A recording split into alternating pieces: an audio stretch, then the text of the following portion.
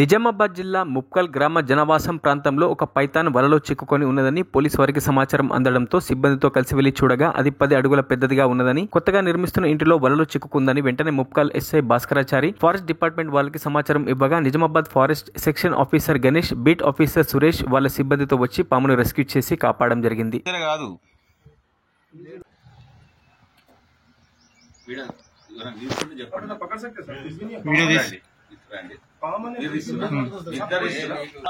Forest department లో forest beat officer పనిచేస్తున్న వన్యప్రాణుల సంరక్షణ విభాగం ముప్పల్ నుంచి ఎస్ఎస్ఆర్ ఫోన్ చేసి ఇక్కడ పైథాన్ పాము వచ్చిందని వెంటనే స్పందించాము. ఇక్కడ చేరుకున్నాం.